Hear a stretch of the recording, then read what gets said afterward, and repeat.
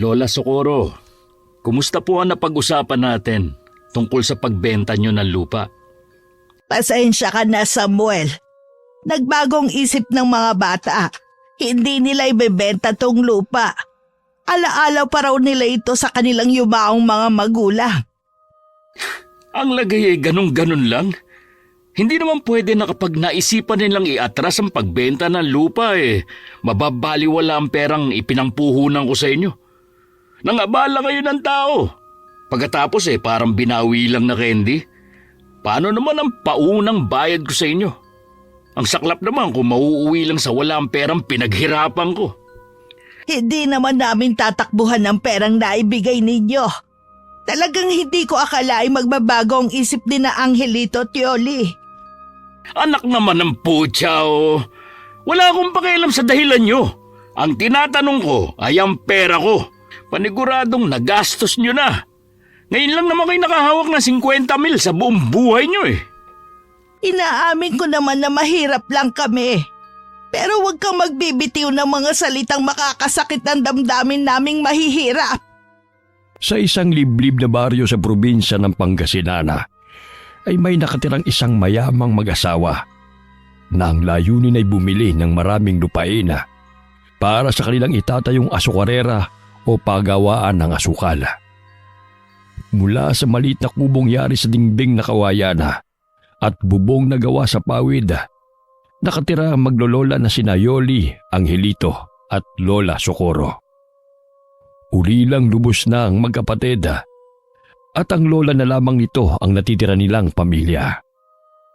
Ang baryo ay pinamamahalaan ng isa ring kurakot na punong barangay na si Kapitan Tiago. Pinili na mag-anak na manirahan malayo sa bayan para ipagpatuloy ang pagtatanim ng mais na siyang pangunahing pinagkukunan ng kanilang pangangailangan sa araw-araw. Dahil sa pagkakaroon ni Lola Socorro ng malubhang sakit sa baga, napilitan ng matanda na ibenta ang nasabing lupain. Pero dahil sigurista ang mag-asawang Samuel at Cora, ika-4 na parte muna ang binayaran sa matanda. Dahil sa narinig na masasakit na salita ni Samuel kay Lola Socorro, ay napilitang lumabas ng balkonahe ang 18 taong gulang na si Yoli. Ibabalik ko naman ang pera, pero hindi pa sa ngayon. Tutubuan ko na lang kung gusto mo. Tubo? Hindi ko kailangan ng tubo. Ang napagkasunduan natin ang siyang dapat na masunod. Ngayon lang ako napahiya ng ganito sa buong buhay ko. Mahiya naman kayo kay Kapitan Tiago na inabala ko pa para lang pumunta rito. Para lang sa pagpapatibay ng pirmahan natin. Hindi na magbabago ang isip ng mga bata. Hindi na nila ito ibebenta. Wala kaming ibang mapupuntahan kung sakaling ibenta sa inyo ang lupa. Hindi nyo sana ako inabala. Kayo lumapit sa akin, hindi ako. Nananahimik ako sa bahay nang puntahan nyo ako para kunin ng paunang bayad sa lupa. Ako namang si Tanga na binigay ko agad ang pera. Hindi kayo nagdalawang salita sa akin Aminado naman kaming kasalanan namin at nasa akin ang pagkukulang. Aba, Kapitan, narinig mo naman. Malinaw na panloloko ito. Kapag ganyan ang usapan, hindi ako mananahimik lang. Ayaw ko pa naman sa lahat ay yung inaagrabyado ako pagdating sa pera. Mapipilitan akong paalisin kayo sa lupa ninyo. Total naman, bayad ko na ang ika-4 na parte. May karapatan na akong paalisin kayo. Wala kang karapatan. Sana wag nang umabot pa dyan. Nakikiusap ako. Huwag niyo sana kaming gipitin ng mga apo ko. Ako pa nang gigipit? Ba't tinamaan talaga na 10 kamalaso, no? Pera ko ang kinukuha ko. Ibigay nyo ang pera ko, tapos ang usapan. Hindi may pagtapat ni Lola Socorro na nagastos nito ang pera. Naibili niya ng gamot niya. Awang-awa si Yoli sa matanda habang nakadungaw sa bintana ng balkonahe at nakikipag-usap kay Don Samuela. Kasama mga liporos nito na parang sasabak sa laban sa pormahan. Narinig ni Yoli ang paglangit-ngit ng sahig na kawayan. naramdaman ng dalaga ang paglapit sa kanya ni Angelito. Dahil pasado alas 5 pa lamang ng umaga, ay halatang bagong gising lang ang kapatid. Kinusot pa ni Angelito ang mga mata habang sumilip sa balkonahe. Maayos naman akong kausap.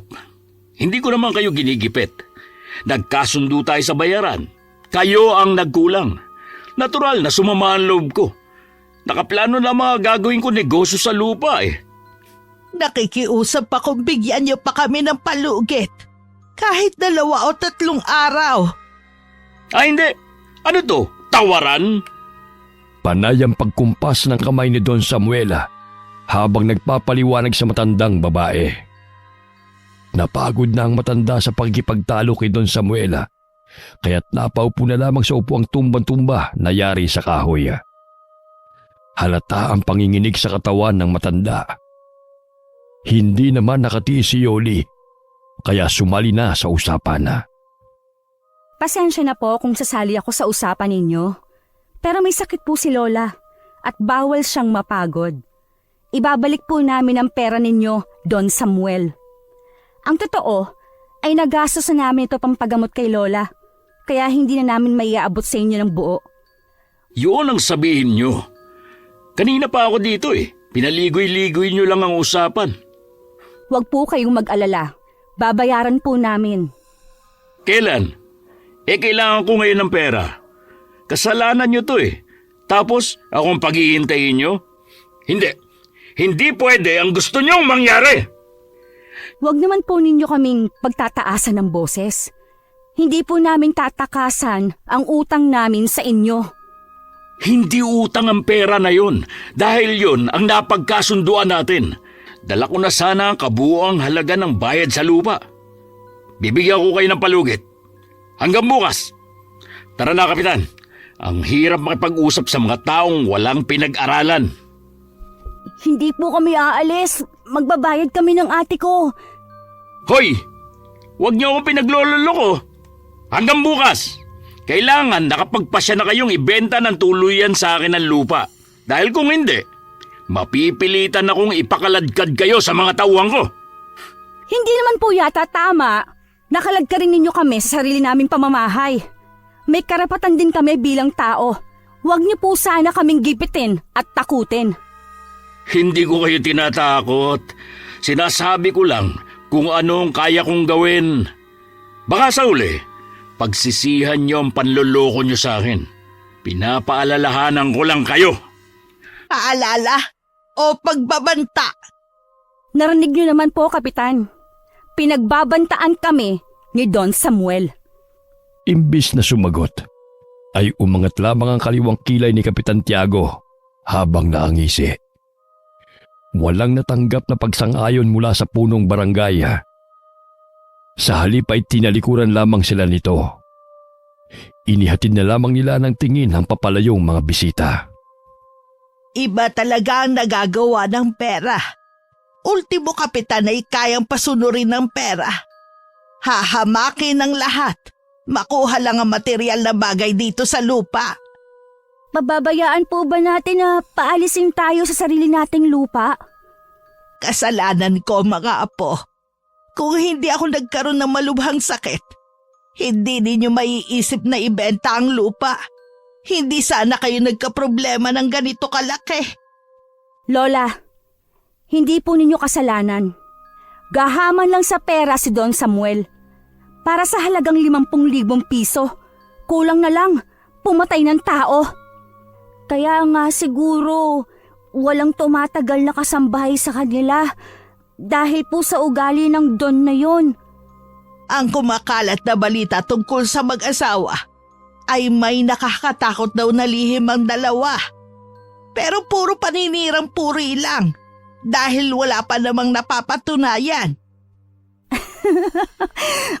Hindi tungkol sa nakakatakot na lihim, kundi bulok na pagkatao ng mag-asawa ang tunay na dahilan kung bakit sila umaalis.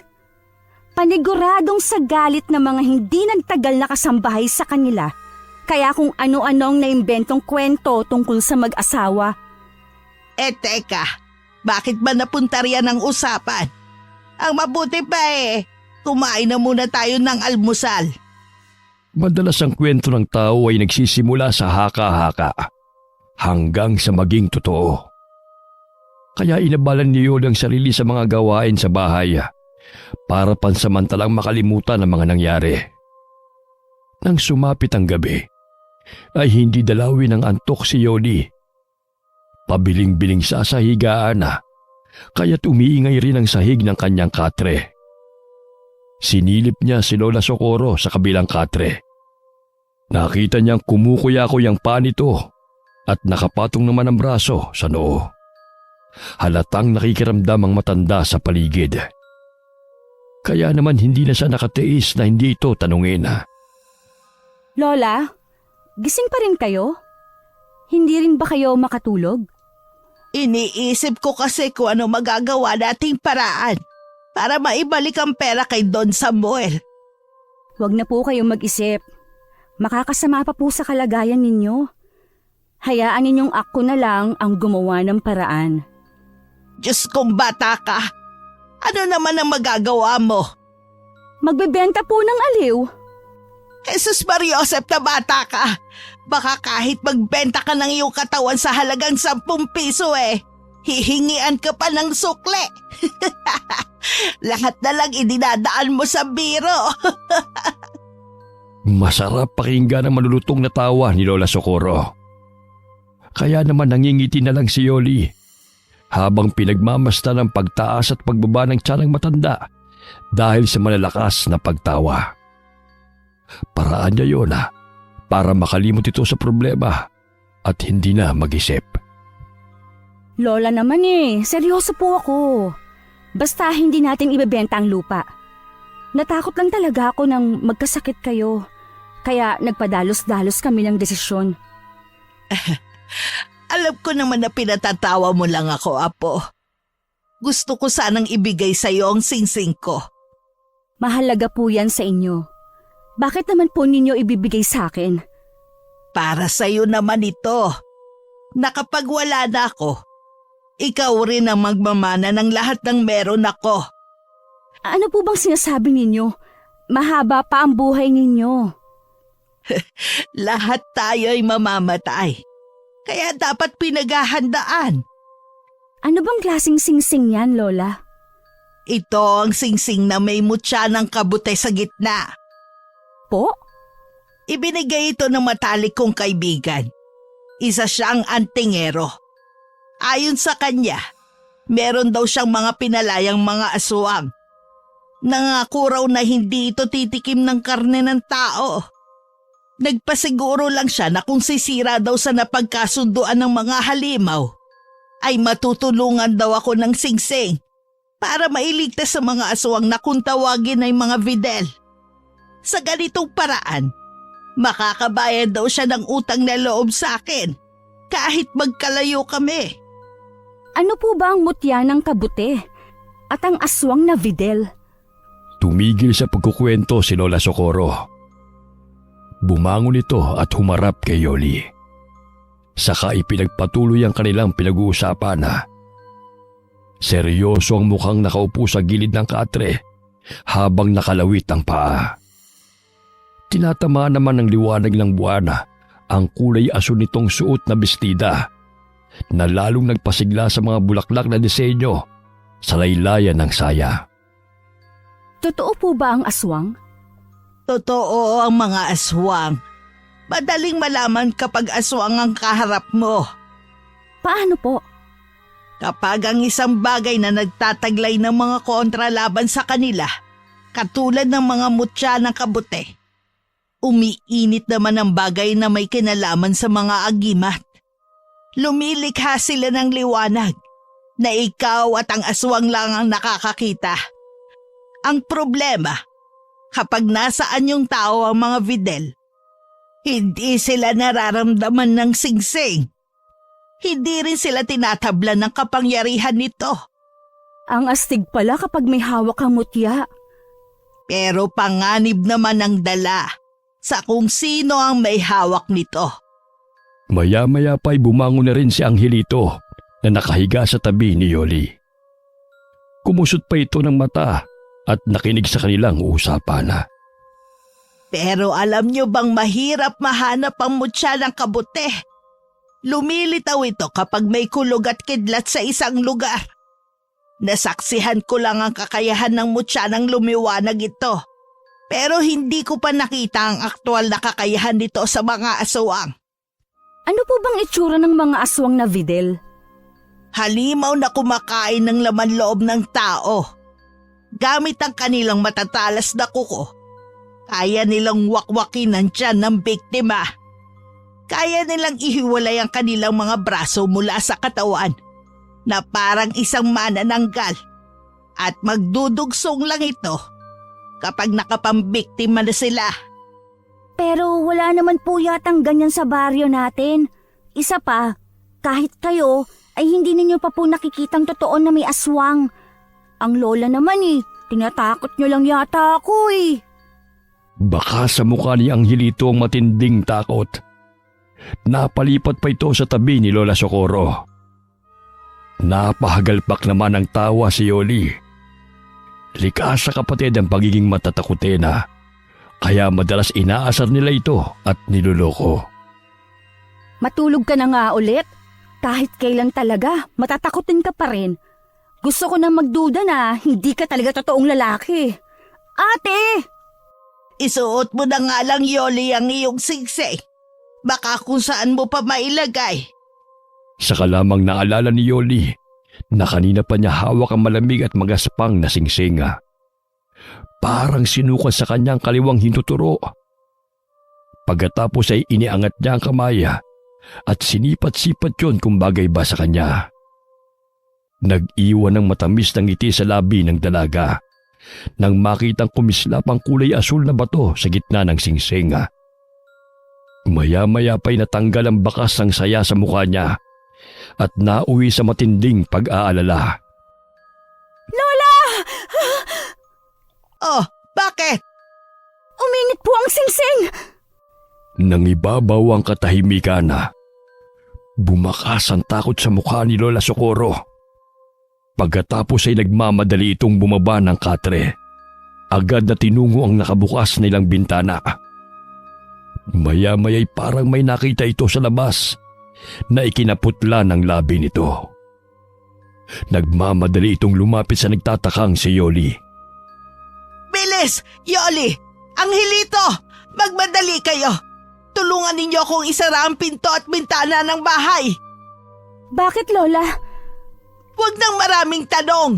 Kumilos na kayo. Lola, Nasa labas ang aswang na Videl. Yoli, buksan mo ang takip ng aking tapayan na nasa ilalim ng katre ko. Kunin mo sa loob ang arnis.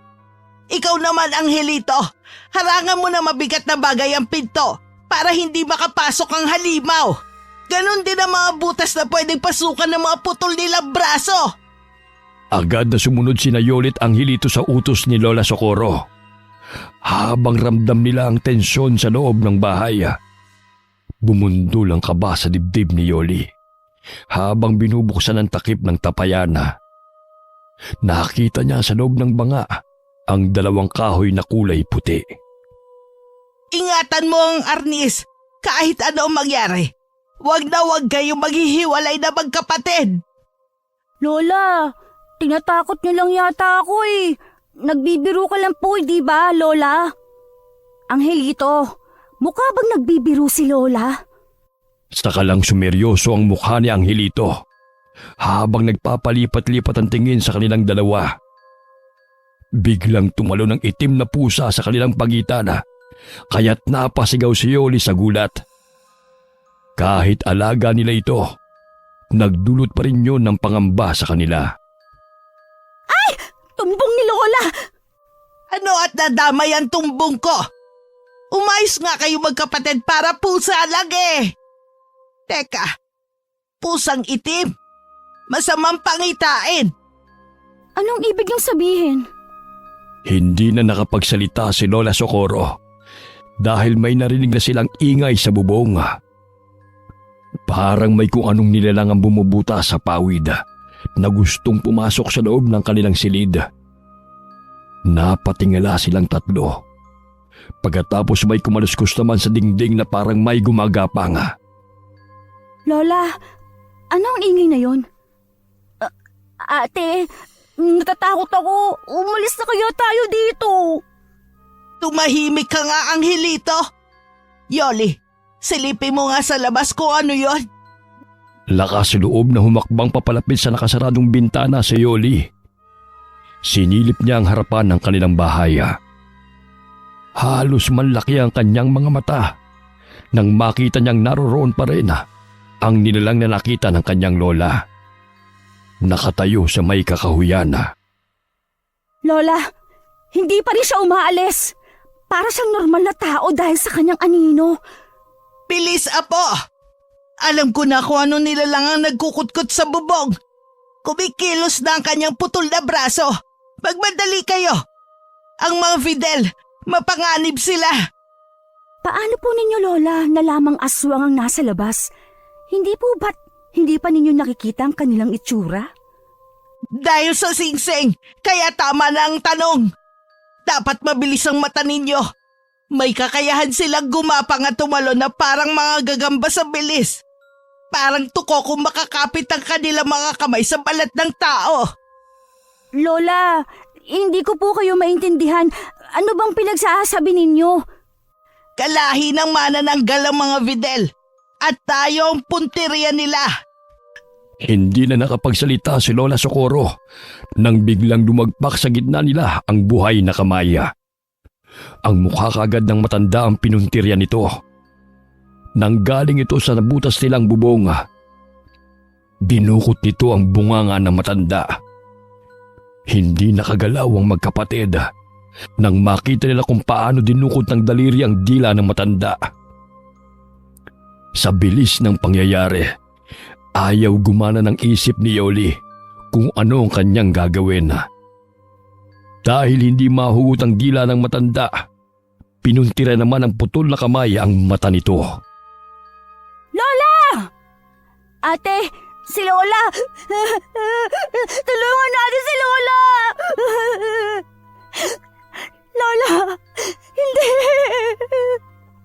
Halos manginig ang buong katawan ni Yoli. Nabitiwan niyang arnis at nilapitan ang nakahigang matanda. Umiiyak at nagsisisigaw ang matanda dahil sa sakit. Ang mga mata ko! Natatarantang dinampot ni Yoli ang putol na braso at inihagis malapit sa kinatatayuan ni Angelito. Sa takot ng binatilyo, pinagtatatapakan niya ang putol na kamay. Maya-maya'y may malakas na sigaw sa labas ng kanilang bahay ang umalingaw-ngaw. Nakaalis na rin ang kamay ng kalaban. Para itong gagamba sa bilis gumapang. Nagpalipat-lipat pa ito sa mga dingding ng kanilang silid. Maya-maya pa ay nakapasok na rin ang isa pang braso na may nakalawit pang kapirasong laman sa dulo. Binalot ng takot ang magkapatid sa nakakakilabot na itsura ng mga nilalang. Biglang kumalat ang liwanag sa buong kwarto dahil sa suot na singsing ni Yoli. Lumiliwanag ang mutya. Ate! Totoong sinabi ni Lola. Napapaso ang mga putol na braso sa liwanag ng nanggagaling sa mutya. Ate! Si Lola! Ang mga mata ko! Ang mata ko! Napaluhod sa sahig si Yoli katabi ni Lola Socorro. Niyakap niya ito ng mahigpit. Naramdaman niya ang panginginig ng katawan ng matanda. Habang takip ng palad nito ang sariling mga mata. Saktong pagkawala ng liwanag ng mutya, muling inatake ng putol na braso si Lola Socorro. Dinampot ni Yoli ang parte ng katawan ng halimaw at sa galit ay ubod lakas din niyang kinagat ang daliri nito. Narasahan niya ang malansang dugo sa kamay at mabaho nitong amoy. Hindi napansin ni Yoli at Angelito ang pagpuslit ng isa pang braso para wakwakin ang tiyan ng kanilang lola gamit ang matutulis na kuko. Ate! Si Lola! Wala na siya! Patay na si Lola! Lola! Akin ang hawak mong braso, ate. Ako na ang dudurog sa mo na pumatay kay Lola. Kahit may bakas ng kagat ni Yoli ang putol na braso, walang tigil sa paggalaw ang mga daliri na parang hindi nasasaktan sa kanilang ginagawang pag-atake. Napansin ni Yoli ang itak sa dingding. Sa galit ay tumayo siya para kunin ito at pinagtatataga ang mga putol na kamay. Magkakasunod na pagsigaw ang narinig nila mula sa labas ng kanilang bakuran. Sige, durugin mo ang kamay, ate. Ipaghiganti mo, Lola. Humanda ka sa akin ngayon. Ito pa, tudurugin ko ang kamay mong hayop ka. Ate, buhusan natin ng asin. Mukhang e-epekto sa nilalang na yan ng asin. Imbis na manghina dahil sa tama ng itak, lalo lamang naging agresibo at lumakas ang braso ng aswang na Videla. Lalo na sila nagkagulo na mawasak ang pinto nila sa balkonahe. Pumasok ang isang nakangising nilalang na halos hindi makilala ang itsura dahil sa kulubot at naagnas nitong muka.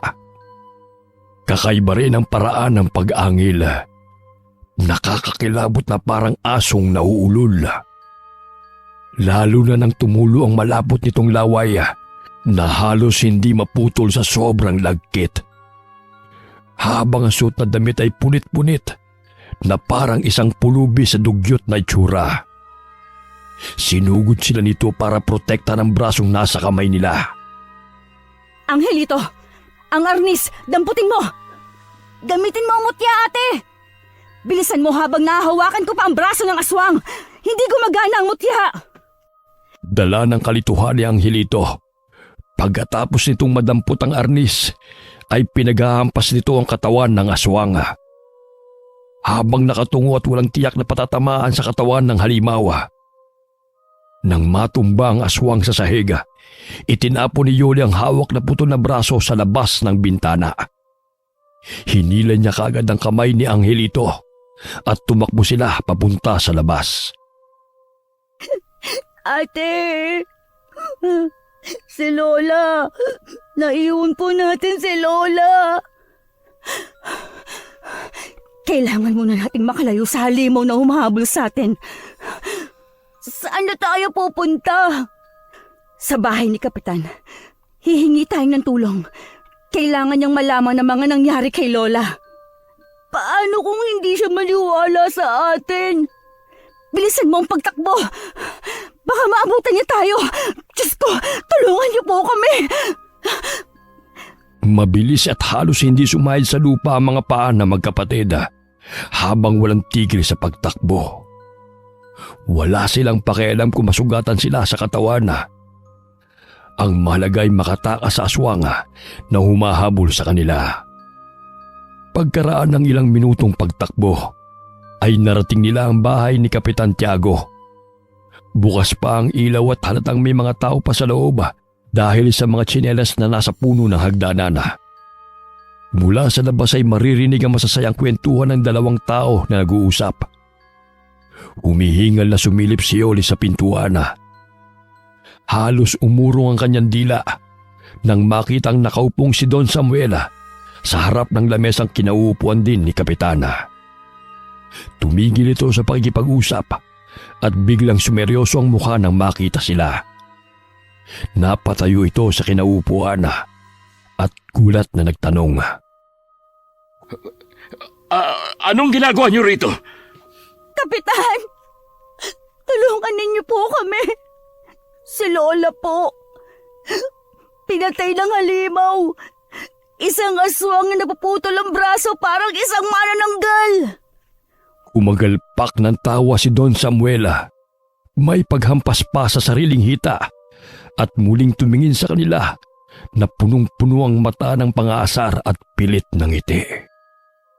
Ang galing niyo mag-imbento ng kwento para lang makaligtas kayo sa pagbabayad ng utang niyo sa akin. Napakahusay niyo kumarte At talagang naglagay pa kayo ng mga peking sugat sa katawan para mas magmukhang kapani-paniwala. Wala akong pakialam kung ayaw ninyong maniwala. Hindi po kayong sadya namin kundi si Kapitan. Para humingi ng tulong. Si Lola po, pinatay ng halimaw. Kaya't nakikiusap po kaming samahan ninyo kaming balikan si Lola. Ate, kahit si Kapitan, hindi siya naniniwala sa atin. Pumatak na ang mga luhang kanina pang pinipigilan ni Yoli. Hindi sa takot, kundi sa pag-aalalang patay na ang kanilang lola Socorro. Napagulgul ng iyak ang dalaga at dumiretso ng pasok hanggang sa loob ng bahay ni Kapitana. Kinuha niya ang mga kamay ng matanda at halos hilahin na niya ito para lamang sumama sa kanila. Pero binawi lamang ni Kapitan ang sariling mga kamay at nagtaklob ng ilong. Indikasyong naamoy nito sa kanya ang dumikit na mabahong amoy mula sa aswang. Kung gagawa ka ng kwento, galingan mo naman sa pag-arte. Halata eh. Nakakahiya sa mga tanod ni Kapitan. Dalaga ka pa naman, pero magaling ka na magsinungaling. Kung ayaw ninyong maniwala, malalaman ng buong baryo ang nangyari kay Lola. At sasabihin kong kayo, Don Samuel, ang nagpapatay kay Lola. Ba't ang lintik na batang to? Tara na nga, Kapitan. Tignan natin kung totoong sinasabi na sinungaling na ito. Dahil kapag nalaman namin na gumagawa ka lang ng kwento, ipakukulong kita. Kayong dalawa ng kapatid mo, mga buwiset! Bahala na kayo sa gusto nyong gawin. Hindi kami nagsisinungaling ni ate. Totoong pinasok kami ng halimaw at pinatay si Lola. Mas maniniwala pa ako kung isang ordinaryong aswang tanggal ang braso, napaka-imposible! Kapitan, tara na po. Magsama po kayo ng mga tanod. Baka po, nandun pa ang aswang. Halos kalad ka rin ni Yoli si Kapitan makarating lamang sa kanilang bahay. Habang naglalakad sa daan, ay panay ang tawa ni Don Samuel. Talagang ipinaparamdam nito sa kanila na hindi ito naniniwala sa kanilang mga pinagsasabi. Pagkaraan ng ilang minuto, ay bumungad sa kanilang lahat ang nasusunog na bahay ni Lola Socorro. Halos mamilog ang mga mata at bibig ng dalawa nang makitang tinutupok ng apoy ang kanilang tirahan.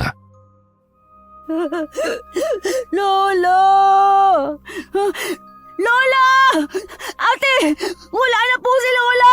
Kasama na siya na nasusunog dating bahay! Sinong may gawa nito? Nakita niyo na, Kapitan? Halatang pinagtago na nila ang matanda para makaiwas sa pagbayad ng utang sa akin. Pinagplanuhan nila ito! Hindi po totoo mga pinagsasabi ninyo. Kitang-kita ng dalawa naming mga mata kung ano ang nangyari kay Lola. Aswang ang pumatay sa lola ko. Malalaki ang hakbang ng mga paa na lumapit si Don Samuel sa nakatayong si Yoli. Sabay hablot sa damit niya. Halos malanghap ng dalaga ang amoy sigarilong lumalabas sa bibig ng lalaki. Pati ang mabaong singaw ng kamay nito, parang amoy patay na daga. Isang dangkal lamang ang layo ng mukha nito sa mukha niya, kaya parang gusto nang bumaliktad ang kanyang sikmura sa tumitinding singaw ng mabahong hangaw ng bunganga ni Don Samuel. Talaga bang pinaglololoko niyo ako, ha? Nasaan na matanda? Saan mo dinala? Akala mo ba, kapag nasunog ang bahay niyo, ay ligtas na kayo sa pagkakautang sa akin? Pwes, nagkakamali kayo. Mas pabor sa akin dahil hindi ko na kayo hahayaang bumalik sa bahay niyo. Bitiwan po ninyo ang ate ko. Wala kayong karapatang saktan siya. Isa ka pang lalaki ka. Magkasabwat kayo. Pareho ko kayong ipakukulong. Parang awa niyo na, Don Samuel. Hindi po kami gumagawa ng kwento. Si Lola po, nasa loob po siya ng bahay namin. Totoo pong pinatay siya ng aswang. Ate, huwag ka na po magpaliwanag sa kanila. Wala din namang maniniwala sa atin eh. Oo, dahil puro kayo sinungaling. Paano na niyo ako mababayaran? Kapag nakarating ito sa asawa kong si Cora, sigurado, impyerno ang mararanasan niyo sa kanya. Wala kaming pera, Don Samuel. Kung gusto po ninyo, pagtatrabahuhan namin magkapatid ang utang namin sa inyo. Pero sa ngayon po, hayaan niyo po muna kaming magluksa sa pagkamatay ni Lola Socorro. Magluksa? Walang namatay. Gawa-gawa niyo lang ang kwento. Nakikita niyo bang wala nang natirang kahit na anong patunay na may taong namatay sa bahay na yan? Don Samuel! Sige, pagbibigyan ko kayo. Pero sa isang kondisyon. Ayaw ko nang maririnig ang kwento tungkol sa tumakas niyong lola. Dahil sa susunod na malaman ko na nagpapakalat kayo ng maling impormasyon, palalayasin ko kayo sa baryong ito. Sa kabila ng mga sinabi ni Don Samuel kina Yoli at Angelito, ay parang nagbingi-bingihan ang kapitana sa lahat ng ipinag-uutos ng matanda. Kaya sa huli, nagpaubayan na lamang si Yoli at hinayaan niyang siya na lamang ang makaalama sa totoong sinapit ng kanilang lola. Iniwan sila ni Don Samuel habang magkahawak ang kamay ng magkapatid na pinapanood ang unti-unting pagtupok ng apoy sa kanilang tahanan. Paano na tayo, Angelito? Ang huling bili ni Lola sa atin ay huwag tayong maghihiwalay. Kaya kung nasaan ka, ate, nandoon din ako. Nagtataka lang ako sa mga nangyari. Paanong masusunog ang bahay natin? Wala naman tayong iniwang apoy sa kalan. Kanina ko pa nga po gustong itanong yun sa'yo, ate. Para pong sinadya na sunugin ang bahay natin para pagtakpan ang pagkamatay ni Lola. Baka sa mukha ni Angelito ang matinding lungkot at pagsisisi. Wala namang nagawa si Yoli kundi ang akbayan ng kapatid sa balikat. Dahil kung hindi sila nagpatalo sa takot, di sana'y nakasama pa nila ang matanda kahit ito ay patay na.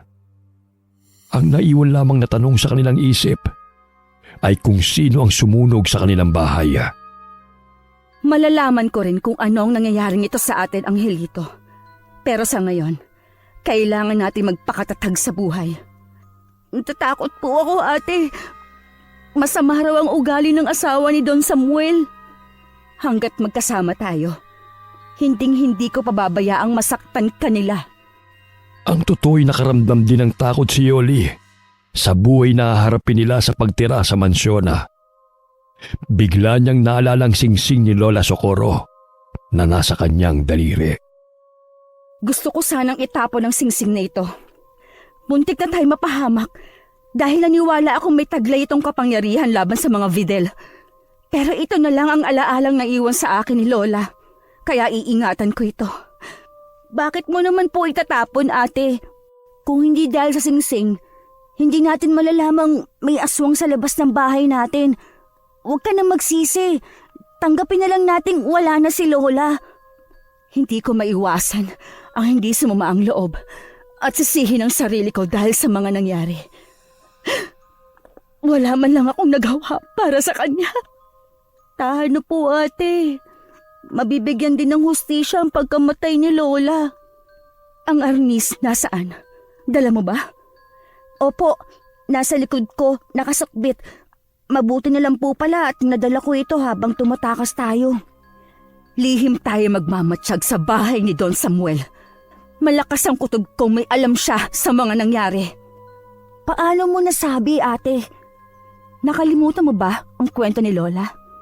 May kakayahan ng mga Videl na mag-anyong tao sa araw at halimaw sa gabi. Parang may kakaiba. Basta, ang hirap ipaliwanag. Kung ganun po, may posibilidad na may nalalaman si Don Samuel? Dahil siya lang ang makikinabang sa pagkamatay ni Lola. Diyos ko, ate, parang ang hirap pong paniwalaan na may alagang aswang si Don Samuel. Hindi pa tayo sigurado. Kaya nga aalamin natin kung ano ang totoo. Pero sa ngayon, kailangan natin magpanggap. Papasok tayong kasambahay sa kanila. Kahit na anong mangyari, huwag na huwag kang lalayo sa tabi ko. Magkakasunod na tango ang sinagot ni Angelito sa sinabi ni Yoli. Pagkaraan ng ilang oras sa pamamalagi sa tapat ng nasunog nilang bahay, dumating ang dalawang tauhan ni Don Samuel para sunduin sila Yoli at Angelito. Pagdating nila sa malawak na bakuran ng mansyona, ay sinalubong na kaagad sila ng mabangong amoy ng bulaklak sa hardina. Pati ang magandang mga puno na hitik sa bunga, katulad ng mga lansones at mangga. Nalibang ang magkapatid sa paglibot ng kanilang paningin hanggang pumasok sila sa malawak na sala ng mansyon ni Don Samuel. Nakita ni Yoli ang babaeng katabi ni Don Samuel. Batay sa uri ng pagkakatitig nito sa kanya, ay alam na kaagad niyang ito ang asawa ng matanda, si Doña Cora. Tumayo ang babae mula sa pagkakaupo nito sa sofa, saka lumapit sa kanila habang nakataas ang kilay. Umaligid ito sa kanila na parang sinusuri ang buong katawan nila. Suot ng babae ang mahabang manggas na kulay asula, pero hindi nakaligtas sa mata ni Yoli na parang may benda ang braso nito. Ate, tinatanong ka. Ha? Ano po yon? Kayo pala ang mga apo ni Socorro. Ilang taon ka na? 18 taong gulang po at si Angelito naman po ay 12 taon. Alam niyo ba kung anong ayaw ko? Hindi pa po. Ngayon pa lang po tayo nagkita eh. Mukhang matigas at adalantada ang babaeng to, Samuel. Sigurado ka bang mapagkakatiwalaan ng magkapatid na to? Wala naman tayong pagpipilian eh. May utang ang pamilya nila sa atin. Kaysa tumakas, pagtrabahuhan na lang nila ang perang kinuha ng matanda sa akin. Pero kapag nakagawa sila ng bagay na hindi ko magugustuhan, palalayasin ko rin sila katulad ng iba. Para sa 50 mil na pagkakasabit ni Lola sa inyo, magtatrabaho po kami bilang kasambahay ninyo. Pero hindi po kasama sa bayad ang masasaktan kami pisikal. Wala kaming tiwala sa inyo. Aba, pambihira. Kayo na nga ang nakagawa ng kasalanan sa amin. Kami pa yata ang gusto ninyong pasunurin sa kondisyon ninyo. Sa edad kong ito ngayon lang ako napagsalitaan ng ganyan sa loob ng pamamahay ko. Tama na yan. Pumasok na kayo magkapatid sa unang pintuan, malapit sa kusina. May mga damit pang kasambahay doon. Maligo kayo at magpalit ng damit. Ano po ang magiging trabaho ko? Tagahilis o tagahiwa ng mga bituka ng baboy. Ikaw naman, Yoli, labandera at kusinera. Lumayas ang kasambahay namin kanina, kaya ikaw na ang pumalit. At ito ayaw na ayaw kung papasok kayo ng kwarto ko nang walang paalam. Baka nakawin niyo pa pera ko eh. Opo, hindi kami magnanakaw. Hindi kami interesadong pumasok sa kwarto ninyo. Ang tanong po magkano naman ang bawas sa utang kapalit ng trabaho namin ng kapatid ko? 2 kayo ng kapatid mo at palamunin ko kayo. 1 taon, walang kokontra kung makakatagal kayo. Ano po? Sige na, pumasok na kayo sa loob. Maraming oras nang nasayang dahil sa inyong magkapatid. Itinuro ni Doña Cora ang pinto malapit sa kusina. Binuksan yun ni Yoli at napawang ang kanyang bibig sa nakitang itsura na magiging kwarto nila. Talaga po bang dito kami matutulog? Bakit? May problema ba? Iniisip niyo bang sa malambot na kama ko kayo patutulugin? Maganda pa po ang kwarto ng baboy dito kahit yari lang sa kawayan. Sa kabodega po ninyo to, tambakan ng mga gamit. Abay, natural. Kasambahay kita. Ako masusunod kung saan ko kayo patutulugin. Dahil bayad na kayo. Para naman pong hayop ang tingin ninyo sa amin. Kung magrereklamo lang kayo sa patakaran ko, abay bukas ang bahay ko. Makakaalis na kayo. Kung hindi lang mahalaga sa amin ang lupa, hindi kami papasok na kasambahay sa inyo. Ha, kasalanan ko bang lumaki kayong hampas lupa? Sumusobra na po kayo! Hindi sinasadyang nasagi ni Yoli ang braso ni Doña Cora. Napangiwi ito sa sakit at bumakas sa mukha nito ang matinding galit. Kaya naman naitulak siya nito ng malakas. Aray! Ano ba? Nananadya ka yata. Bakit naman po ninyo tinulak si ate? Hindi naman po namin alam na may masakit sa braso ninyo. Ano na naman bang kaguluhan yan, Cora? Huwag mo sabihin pati ang dalawang bata na yan pagdidiskitahan mo. Lalahanin mo, nasa kanila pa ang pera natin. Ikaw na nga ang kumausap sa dalawang to. Tingin ko masyado silang maraming reklamo. Ano ba yon, ha? Ano po kasi, ang kwarto po namin, bodega. Wala po bang ibang pwede naming matulugan? Kung ayaw nyo dyan sa bodega, doon kayo sa kwadra. Kasama ng 2 kong kabayo. Hindi bali na lang po. Lilinisin na lang po namin itong silid. Papayag din naman pala kayo Nakipagtalo pa kayo kay Cora. Naiinis na tinalikuran ni Yoli ang mag-asawa. Saka pumasok sa loob ng kwarto at malakas na isinara ang pinto kahit nasa labas pa ang dalawa. Napasandalang dalaga sa pinto habang iginagala ang paningin sa kabuuan ng silid. Bukod sa mabahong amoy ng alikabok, napakarami ring sapot ng gagamba. Pati ang naglalakihang mga kaldero. Dito rin nakatambak. Kwarto pa ba ito? Tama ka, ate. Saka maraming dumi ng ipis at daga. Halatang matagal nang hindi tinutulugan ng tao. Ate, parang sinasadya nilang pahirapan tayo. Sa tingin ko naman ay hindi. Likas siguro sa kanilang pagiging matapobre. Tama ka, ate. Pati ang mga daga, kahawig na nila. Tama ng katatawa mo dyan. Tulungan mo na lang ako maglinis ng kwarto. Saan kaya natin pwedeng dalhin tong mga malalaking kawali? Isabit natin, ate, sa labi ni Doña Cora. Palagi kasing nakasimangot. Mukhang bumabalik ka na sa dating mapagbirong pilosopo, ha?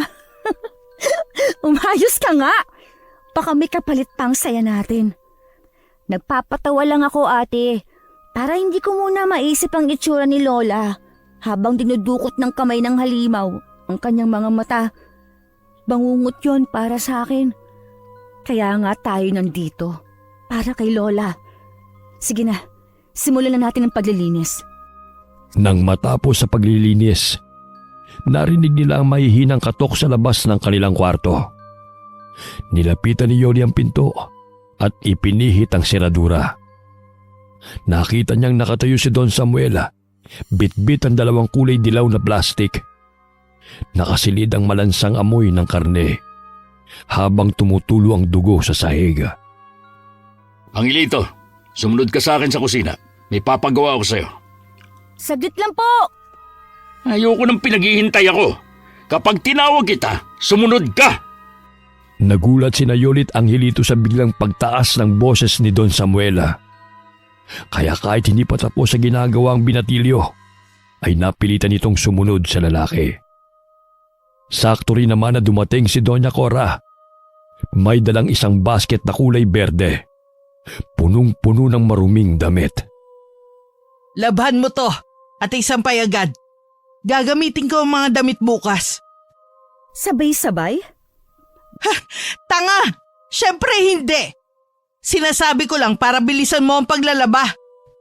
Biglang napako ang paningin ni Doña Cora sa suot na singsing ni Yoli.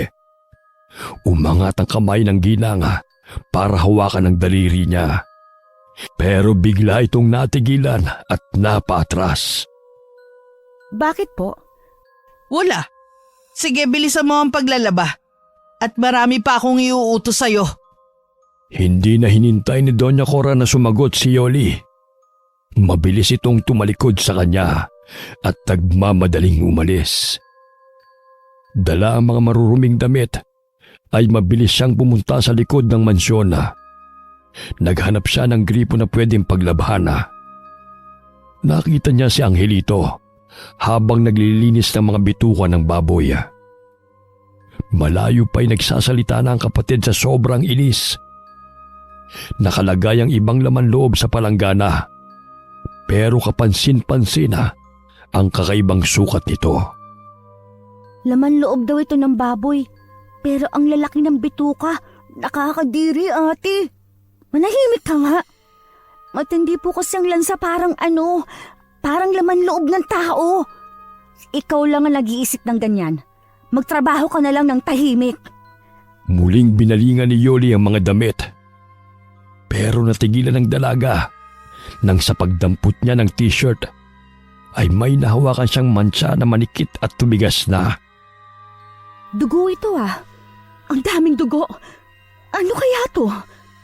Baka naman gawa sa sugat ni Doña Cora. Nabanggit sa akin ni Don Samuel na naaksidente raw ang asawa niya kanina nang sumakay sa kabayo. Iwasan daw muna natin magtanong. Kadalasan daw po ay umiinit ang ulo ni Doña sa mga taong mausisa. Mukha naman kasing matagal na ang dugong ito. Saka bakit buo? Hindi ba nila ipinagamot sa doktor? Aboy malay ko ate! Nahulog sa malalim na pag-iisip si Yoli habang matamang pinagmamasdan ang kulay asul na t-shirt na may bahid ng dugo sa manggas. Pagsapit ng gabi, habang nagpapahinga magkapatid sa kanilang silid, bigla silang nakarinig ng malalakas na kalabog sa kusina.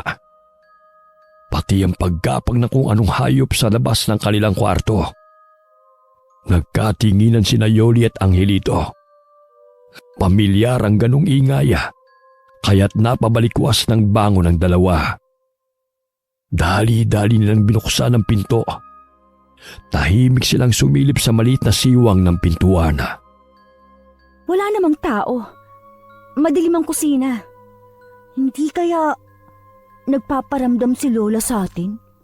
Nagmumulto siya sa pang-iiwan natin sa kanya.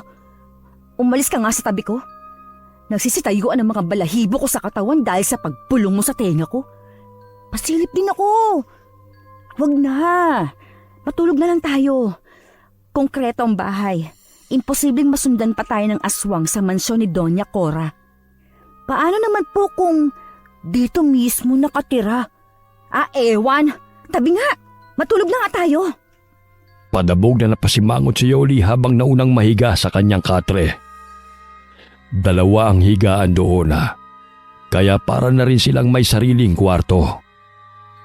Ilang saglit pa ay dinalaw na rin sila ng antok. Kinabukasan, nagising si Yoli sa mahihinang yugyug ng kapatid sa kanyang balikat. Halos pabulong itong nagsalita na halatang may kinatatakutan. Ate, gumising ka. May nakita akong mga bakas ng kamay sa sahig, ate. Ano ba yun? Natutulog na ang tao eh. Saka maaga pa. Bumangon ka po muna. Bilisan mo. Kahit inaantok, napilitang bumangon si Yoli sa kanyang higaan. Idagdag pang malakas na paghila ni Angelito sa kanyang braso. Pagbaba niya ng katre, ay naglakad na siya papunta sa pinto. Napatingin siya sa sahig. Totoo ngang may mga bakas ng kamay sa kulay puting semento. Nawala ang kanyang antok. Napatungo siya at pinagmasdang mabuti ang mga nakadikit na kulay pula sa sahig. Bago lang ang mga bakas. Saka ano tong mga nakadikit na parang laman ng kung anong klaseng karne? Yan nga ang sinasabi ko sa'yo, ate. Saan kaya nang galing ang mga bakas ng kamay? Diyos ko, nasundan kaya tayo? Pero paano? Saka, kung nandito lang ang putol na braso, ibig sabihin, malapit lang sa atin ang Videl. Hindi tayo ligtas sa lugar na to. Umalis na kaya tayo dito, ate. Tanggapin na lang natin ang kabuuang bayad nila sa lupa. Hindi pwede. Pero, baka lang mapahamak po tayo eh. Nandito lang din siya sa bahay ni Don Samuel. Maganda nga yun. Hindi na tayo mahihirapang hulihin ng aswang na nagpapanggap na tao. Ate! Makinig ka. Kailangang malaman muna natin kung sino ang totoong pumatay kay Lola. Pagkatapos, saka tayo aalis. Tuluyan nang nawala ang antok ni Yoli habang muling pinasadahan ng tingin ang narumihang sahig. Ang mabuti pa, linisan na natin ang sahig. Tayo rin na mapapagalitan ni Doña Cora. Kumuha ka ng tubig at timba sa kusina. Ako na ang bahala maglinis ng dumi. Ang baho na parang ano, ha ate? Naaamoy ko ng katulad na baho sa katawan ni Don Samuel. Hays! Kalimutan mo na nga lang ang sinabi ko. Mabilis na tumalikod si Angelito kay Yoli para pumunta sa kusina. Naiwan siyang nag-iisip.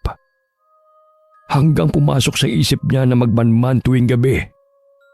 Hindi na muna niya ipaalam kay Angelito ang tungkol sa mga pinaplano niyang yon. Eto na po ate. Ilapag mo sa sahig. Ano mga bakas na to? Saka bakit hindi nyo pa nililinis? Kakikita pa lang po namin pagkagising ko. Hindi po namin alam kung saan nanggaling ang duming ito. Bilisan nyo. Linisin nyo na ang dumi. Ang baho eh! Habang nagsasalita si Don Samuel sa harap ni Yoli, palihim niya itong pinagmasdana. Sinuring mabuti ang mga kilos. Siguro'y nahalata ng lalaki ang ginagawa niyang pagkilati sa mukha nito. Ano pa ang tinatayo-tayo mo, Yoli? Tulungan mo ang kapatid mo! Oo, nga pala. Ate, bilisan mo po. Nakakadiri. Ang daming mga nakadikit. Pagkatapos nyo dyan, magluto ka na, Yoli, ng almusal natin. Pag nagising si Cora, ay hahanapin niya mga pinalinisan niyang bituka ng baboy sa kapatid mo. Hindi na tumugon si Yoli. Sa halip ay binilisan niya ang pagkuskos sa mga mansa sa sahig. Mabilis na lumipas ang oras. Pagkatapos ng trabaho ay nakahiga na ang magkapatid sa katre. Sinadya ni Yoli na huwag matulog para malaman kung saan nanggagaling ang bakas na yon. Maya-maya pa ay nakarinig siya ng mahinang pagbukas ng pinto sa kwarto ng mag-asawa. Akmang babangon ang dalaga nang biglang magsalita si Angelito. Ate, saan ka pupunta? Ha? Gising ka pa? Naiihi na kasi ako. Matulog ka na. Hindi po ako makatulog. Pagkatapos na nakita natin kanina, pakiramdam ko kapag natulog po ako, bigla na lang susulpot sa higaan kong putol na braso. Hindi yun mangyayari. Sinisigurado kong nakasara ang pinto bago tayo matulog. Tsaka, wala namang mga matang braso na yon. Ang nagmamay-ari sa kanya ang totoong nakatingin sa atin. Kaya malakas ang kutob ko na nasa paligid lang natin siya. Ano nga ang gagawin mo? Kanina ko pa kasi nakikita na panay ang tingin mo sa mukha ko. Tinamaan na lintik. Ang akala ko natutulog ka na. May narinig akong ingay sa labas. Gusto kong malaman kung sino ang aswang na nakatira sa bahay na to. Natigilan si Yoli nang biglang lumiwanag ang suot niyang singsenga, kasabay ang pag-init nito. Bakit natigilan ka, ate? Ang singsing, umiinit na naman. Malawak din ang liwanag na lumitaw sa silid. Indikasyong nasa paligid lang natin ang aswang. Ano? Ate, umayos ka nga. Para kang hindi lalaki. Akala ko ba, ipagtatanggol mo ko? Pero, hindi naman sa aswang, ate. Nagmistulang batang paslit si Angelito nang bumangon ito sa pagkakahiga at dumapit sa kanyang katre. Kumapit ito sa kanyang braso habang walang tigil sa paglinga sa buong silid na parang nakikita nitong may gumagapang na kung anong hayop sa bubong. Tara, samahan mo ko. Dalhin mo ang arnis. Titignan natin kung ano ang ingay na yon. Huwag na kaya, ate. Ano ka ba? Tayo ang pinupuntirin ng halimaw na yon. Gusto mo bang mamatay na lang tayo nang walang ginagawa? Hindi na naitago ni Yoli ang pagkairita sa boses habang nakatingin sa mukha ng kapatid. Iniwan niya si Angelito na walang imik na nakatingin sa ginagawa niya. Maingat niyang inihakbang ang mga paa papunta sa madilim na kusina. Biglang may kumalusko sa ilalim ng mahabang lamesa. Nakikita niyang maliwanag ang buong paligid sa tulong ng liwanag na nagmumula sa mutya. Halos manlaki ang mga mata ni Yoli nang makita ang putol na braso na kanina pang nagpapalipat-lipat sa sahig at mabilis na lumipat sa sementadong dingding. Hindi siya makalapit sa akin dahil sa mutya. Mahuhuli rin kita. Ate, Diyos ko naman, Angelito! Papatayin mo ako sa nerbiyos! Akala ko ba hindi ka sasama? Wala na akong pagpipilian, ate. Nakita ko na ang putol na braso. Hindi siya makalapit sa akin dahil sa liwanag na nagmumula sa singsing ko. Nasaan po ang liwanag, ate? Ang dilim-dilim kaya. Ako at ang aswang na Videl lang ang nakakakita sa liwanag. Halika, doon sa pinto na yon, sa ibaba ng hagdan. Kung nakikita rin ng aswang ang liwanag ng mutya, ate, may posibilidad na malalaman nilang nagmamatsyag tayo. Yun na nga ang hinihintay ko, ang magtuos kami. Wala kang magagawa, ate. Isa pa, hindi po natin siya kaya. Hindi nga po natin alam kung paano natin siya mapapatay. Habang dahan-dahan sa paglalakad, ay nakarinig ang magkapatid ng ingay na nanggagaling sa loob ng isang silid. Pagtapat nila sa pinto, ay pinihit niya ang seradura. Sumalubong ang mabaho at nakakasukang amoy ng silid. Pati ang paglitaw sa harap nila na nakangising halimaw. Habang may garalgal na boses na pag-angil, nakalabas pa sa bibig ang sariwang laman loob na nilinisan ni Angelito. Huwag kang lalayo sa tabi ko. Hinding-hindi siya makakalapit sa atin dahil sa liwanag. Ate, wala siyang mga braso. Sugurin na po natin. Hindi siya makakalaban. Huwag kang pakakasiguro. Paano kung maliban sa braso, ay may iba pang kakayahan ng halimaw na yan? Biglang umalingaw-ngaw ang malakas na sigaw ni Don Samuel sa kanilang likuran at hinila sa damit si Angelito. Tulungan mo ako, ate! Bitiwan mo ang kapatid ko, Don Samuel! Sinasabi ko ng haba at pinagplanuhan ninyo ang pagpatay kay Lola para paalisin kami sa bahay namin. Kayo ang lumapit sa amin. Hindi ako. Pero ngayong natuklasan niyo na ang lihim ko, kayo ang magiging hapunan ng asawa ko. Kung ganon, siya si Doña Cora.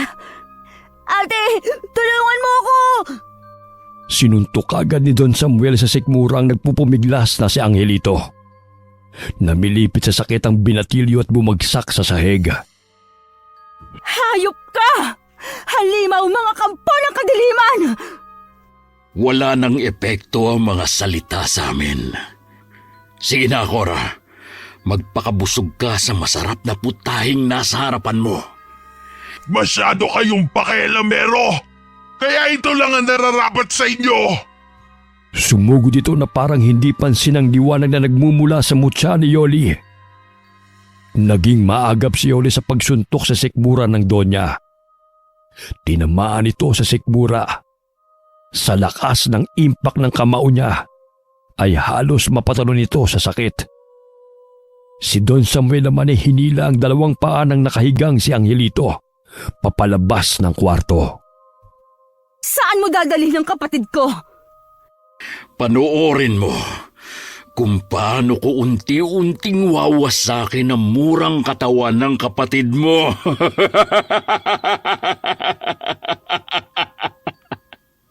Ate! Angelito! Akmang hahakbang si Yoli para sa kluluhan ng kapatid nang maramdaman niya ang matalas na bagay na kumapit sa likod niya. Ate! Ang mga putol na braso! Nasa likuran mo! At ang isa nasa binti mo! Ang saya naman panoorin! Hindi na kayo makakatakas sa akin! Hindi kayo magtatagumpay! Hindi pinansin ni Yoli ang brasong nasa likuran niya habang unti-unting bumabaw ng matulis na kuko sa balat niya. Tinanggal niya ang kamay na nasa paa niya at pinagsusuntok yun gamit ang kamaong may singsing. Umalingaw-ngaw ang sigaw ni Doña Cora dahil sa matinding sakit. Kung ganon, nararamdaman mo rin ang sakit kapag inaatake ko kamay na to. Sige lang, saktan mo lang. Papatayin ko naman ang kapatid mo. Ate, patayin mo na po sila! Durugin mo ang putol na braso! Huwag mo akong alalahanin! Inihagis ni Angelito ang arnis sa kanyang kinaroroonan. Nang mahawakan niyang sandata, ay mabilis niyang pinagpupupukpok ang brasong nasa sahig. Isinunod niya ang nasa likod niya. Saktong nahawakan na niya ang putol na braso. Dinamba naman siya ni Doña Cora. Dahil sa komosyon, kaya't narinig na rin yun ng mga natutulog na tauhan ng mag-asawa. Pumasok ang tatlong lalaki. Imbis tulungan ay hinawakan pa ang magkabilang braso ni Yoli. Bitiwan ninyo ako! Ilabas ang babaeng yan! Ako ang papatay sa kanya! Ate! Pagtapat ni Yoli sa nakahigang si Angelito, mabilis siyang umikot at inatake ng arnis sa mga tauhan ng mag-asawa. Bawat pag-atake ng dalaga, bumubulagta ang mga lalaki sa sahig. Hinila niya ang braso ng kapatid, saka hinampas ng arnis ang leeg ni Don Samuel. Bumagsak ito sa sahig kasama ng iba pa. Habulin ninyo ang mga inutil! Talagang sinusubukan ako ng magkapatid na yan. Ang sakit ng leg ko! Ate, saan na tayo pupunta? Bahala na. Ang mahalaga makalayo tayo sa lugar na to. Ate, nakaharang sila sa pintuan. Pati po ang mga putol na braso nasa dingding. Lahat ay gumagapang papalapit sa atin. Sumuko na kayo! Huwag niyo na kaming pahirapan! Kung ganon, alam ng inyong mga tauhan ang tungkol sa inyong totoong pagkatao? Ano magagawa ko? Ganyan ang nagagawa ng pera. Nasaan ang lola ko? Saan ninyo dinala? Mga tanga! Hinawakan, hinugasan at nilinisan ni Angelito ang bituka ng inyong lola Socorro. O, di ba? Ikaw pa, Yoli, ang nagluto sa laman loob ng lola mo? O ano? Hindi ka makapagsalita? Ate! Bituka ni lola ang nilinisan ko!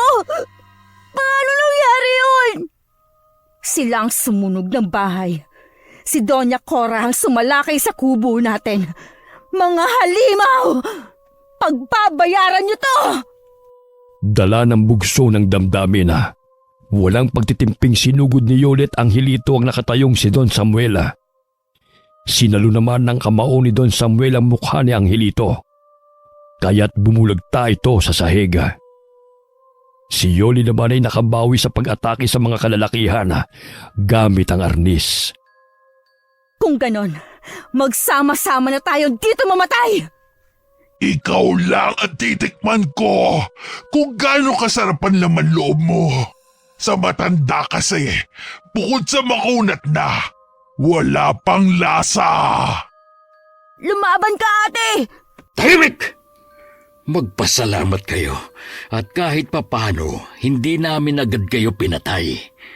Wala na rin akong pakialam kung may babalik nyo ang pera sa akin.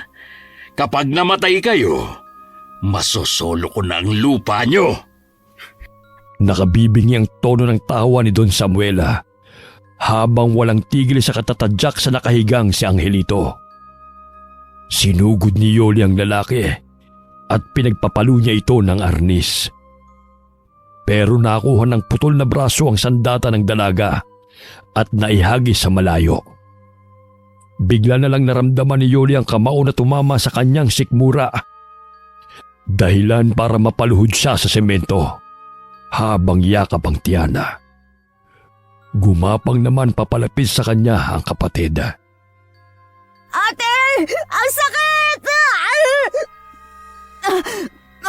Tiisin mo lang. Makakatakas tayo sa impyernong mansyon na to. Dalhin na ninyo sila sa gitna ng gubat. Magukay kayo na malalim. Yung hindi sisingaw ang baho nila. Laman loob lang naman nila ang kailangan ko. Dinampot sina Yoli at Angelito at kinaladkad papunta sa gubat. Kasunod ang mag-asawa, ganun din ang dalawang mga putol na braso na mabilis na nagpalipat-lipat sa katawan ng mga puno. May kakayahan din na lumundag ang mga putol na braso sa bawat sanga na madaanan nito. Pagdating nila sa gitna ng kakahuyana, kung saan tanging ang liwanag lang na nagmumula sa buwana ang nagsisilbi nilang tanglaw sa dilim ng gabi. Tahimik ang buong paligid habang ang maririnig ay ang mahihinang huni ng mga kulisap at kuliglig. Pinagtabi nilang magkapatid at pinaluhod sa lupa. Yun ang pagkakamaling nagawa ng mga tauhan na mag-asawa. Dahil nakahanap si Yoli ng pagkakataon kung paano makatatakas. Inatake niya ng walang kahirap-hirap ang mga lalaking nakapalibot sa kanila. Pinatamaan niya ng kamao ang masaselang parte ng katawan ng mga ito. Kaya mabilis na napabagsak sa lupa ang mga kalaban. Hinila niya ang kamay ni Angelito at sabay silang tumakbo. Bilis, dalian mo! Dito tayo dumaan! Hinahabol na nila tayo, ate! Huwag mo silang pansinin. Ang mahalaga makatakas tayo. Magsasalita pa sana si Yoli habang mabilis na tumatakbo nang biglang lumundag sa likod ng kapatid ang putol na braso. Ate! Humiga ka sa lupa para hindi siya makapunta sa bibig mo. Alisin mo to, ate! Nilapitan ni Yoli ang gumugulong na kapatid sa lupa habang iniipit nito ang putol na braso na nasa likuran ni Angelito. Mahigpit ang pagkakakabit sa damit ng kamay ng halimaw para kapain ang mata ng binatilyo. Ate, gamitin mo ang singsing para namang walang bisa ang mutyay. Hindi niya kayang iligtas tayo. Ate, mamamatay na tayo dito.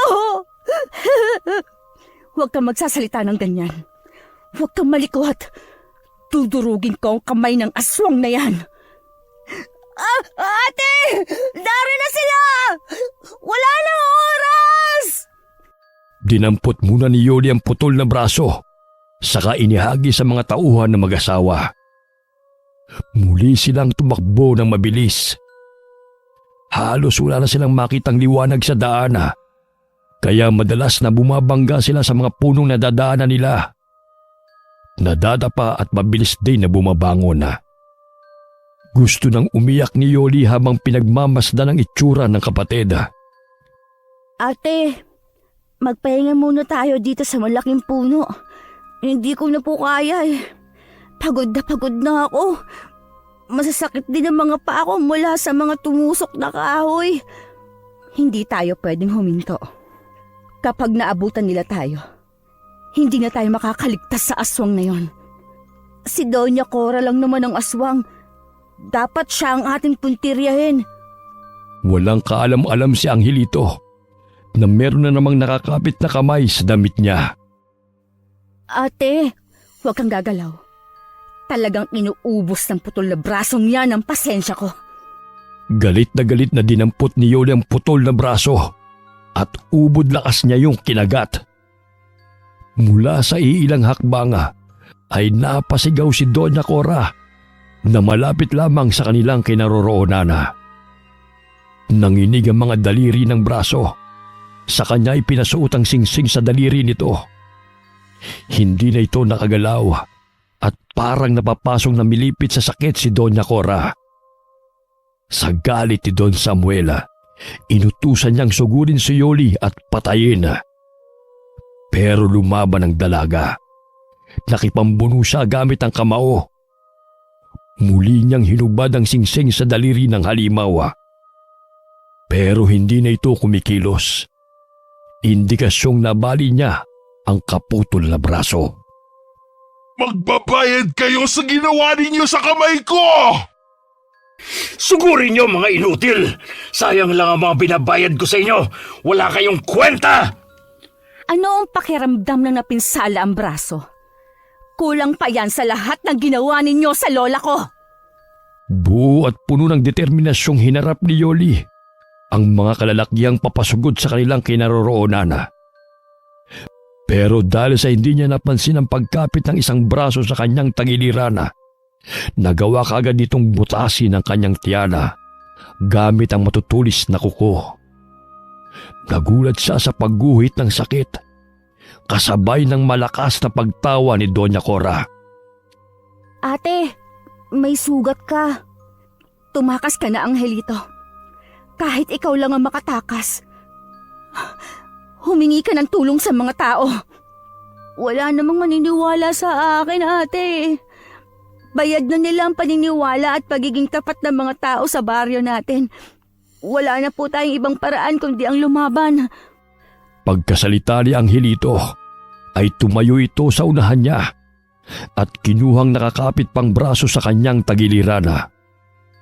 Bago nito pinakawalan ng braso, ay tadtad na ito ng malalakas na pagbayo ng suntok sa buong bahagi ng kamay.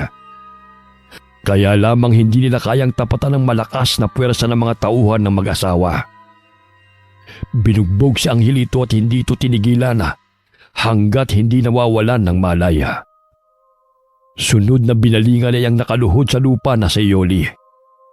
Ilang sipa at suntok ang sinalo niya sa mga kamay ng mga lalaking gumulpi rin sa kanyang kapatid.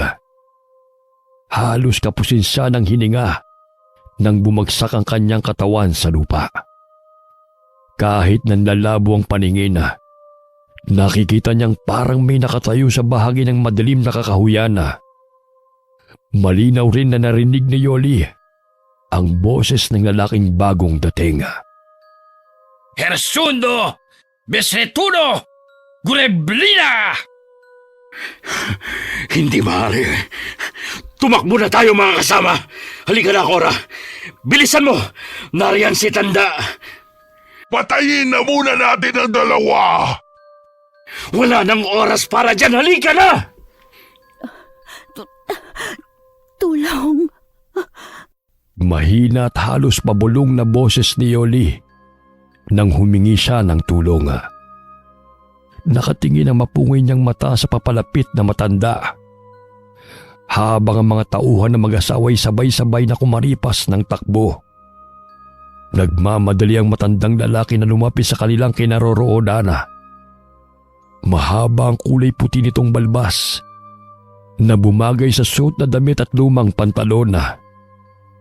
Nakatali rin ang buhok na kulay puti sa likod habang nakasaklob sa ulo ang sombrerong gawa sa abaka. Malayo pa ang matanda ay amoy niya na ang mabangong amoy na dala nitong lubigana na madalas din niyang naaamoy kay Lola Socorro. Naramdaman ni Yoli ang bigat ng talukap ng kanyang mga mata na parang hinihila siyang matulog. Ilang sandali pa ay tuluyan nang nawalan ng malay si Yoli. Kinabukasan ay biglang nagising si Yoli sa loob ng ibang kwarto. Gawa yun sa sawali. Katabi niya si Angelito sa maliit na higaan na yari sa kawayan.